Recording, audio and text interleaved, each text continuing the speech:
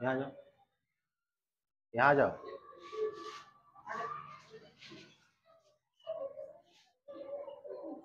ये इस तरह सूर्य का चक्कर लगाते हैं सारे ग्रह।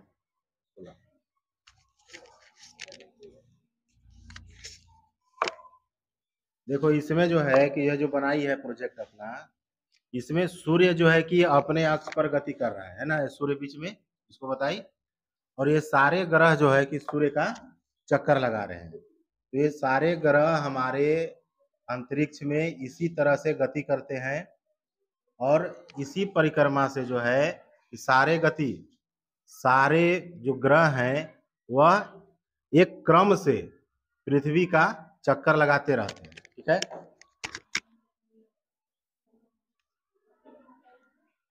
अब इसमें जो बताइए, तो आज हमारे विद्यालय में कुछ प्रयोग बच्चे कर कर लाए हैं, जिसके वह क्रम से दिखाएंगे कि अपना अपना प्रयोग नया नया जो है कि इनोवेशन ये लोग क्या लेकर आए हैं, और उसके बारे में कुछ महत्वपूर्ण बातें बताया जाएगा।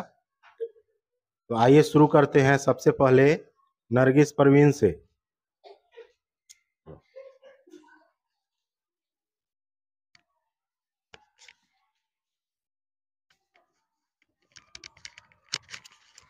मेरा नाम नरगिस परवीन है। मैं वर्ग 8वीं की छात्रा हूँ। मैं आज यहाँ पे सोलर सिस्टम यानी कि सौर परिवार पूरा बनाई हूँ। ये मेरा सूर्य है और ये जुपिटर, ये सैटर्न और ये अर्थ, वेनस, यूरेनियम, मार्स, नेपच्यून। ये अर्थ है, यहाँ पे जीवन संभव है। और ये सैटर्न है जो पृथ्वी का जुड़वा बहन भी कहा जाता है। और नेपच्यून जो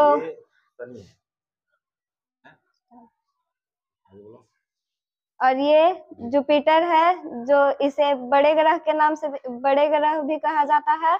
और ये मार्स है जो लाल ग्रह के नाम से भी जाना जाता है। और ये नेपच्यून है, ये सबसे छोटा ग्रह, ये ठंडा ग्रह होता है। और ये मार्स है जो सबसे छोटा ग्रह होता है। इसका जो है कि गति करके दिखाना है। ठीक है, किस तरह से गति करता है।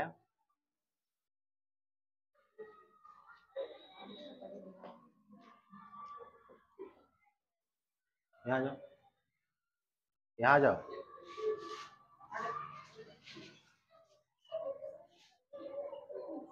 ये इस तरह सूर्य का चक्कर लगाते हैं सारे ग्रह।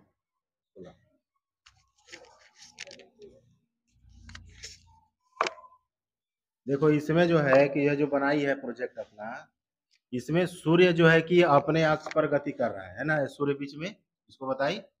और ये सारे ग्रह जो है कि सूर्य का चक्कर लगा रहे हैं। तो ये सारे ग्रह हमारे अंतरिक्ष में इसी तरह से गति करते हैं और इसी परिक्रमा से जो है कि सारे जो ग्रह हैं वह एक क्रम से पृथ्वी का चक्कर लगाते रहते हैं। ठीक है,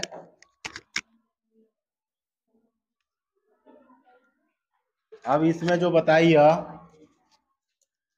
यह सूर्य है। सूर्य अपने अक्ष पर गति कर रहा था, जैसा कि अभी सभी लोगों ने देखा कि सूर्य अपने अक्ष पर गति कर रहा था और ये सारे ग्रह जो है सूर्य के चारों तरफ चक्कर काट रहे हैं। ठीक है, अब इसमें सारे ग्रह की विशेषता जो है बताई कि अर्थ, पृथ्वी जो है यही एक ऐसा ग्रह है जिस पर जीवन संभव हो पाया है। ठीक है, और यह सैटर्न है, यह सबसे आकर्षक और सबसे सुंदर ग्रह इसको माना जाता है क्योंकि इसमें एक छल्ला लगा हुआ है। ठीक है, और यह जो ग्रह है मार्स, यह लाल ग्रह के नाम से भी इसको हम लोग जानते हैं। और जो मरकरी है यह सबसे छोटा ग्रह है। देखो मैक्सिमम दो चीज को याद रखना है कि सबसे छोटा ग्रह कौन है, तो मर्क्यूरी यानी कि बुध। ठीक है, और इसकी एक विशेषता है कि सूर्य के सबसे नजदीक बुध है। ठीक है, और इसमें जो सबसे बड़ा ग्रह होता है वह होता है बृहस्पति। ठीक है, सबसे बड़ा ग्रह बृहस्पति और सबसे छोटा ग्रह बुध। ये दो चीज हमेशा याद रखना है। ठीक है, तीसरा चीज इस प्रोजेक्ट से याद करना है कि सूर्य अपने अक्ष पर गति करती है। ठीक है, और ये सारे ग्रह जो है सूर्य के चारों तरफ घूमते हैं। ठीक है ना, जो कल बता रहे थे कि सूर्य किधर से किधर गति करता है, सूर्य पूरब में निकलता है, पश्चिम में डूब जाता है, तो उसका आंसर क्या आया था कि सूर्य नहीं, सूर्य सिर्फ अपने अक्ष पर गति करता है, वह पूरब से पश्चिम की ओर नहीं जाता है, पृथ्वी गति करती है। ठीक है, तो इससे क्लियर हो गया। सूर्य को देख लिए कि सिर्फ यह अपने अक्ष पर है, सूर्य जो है कि इधर से इधर घूमा नहीं ना, यह सिर्फ अपने एक जगह अक्ष पर घूम रहा है। ठीक है, और इसी गति के कारण देखो पृथ्वी पर दिन और रात होता है।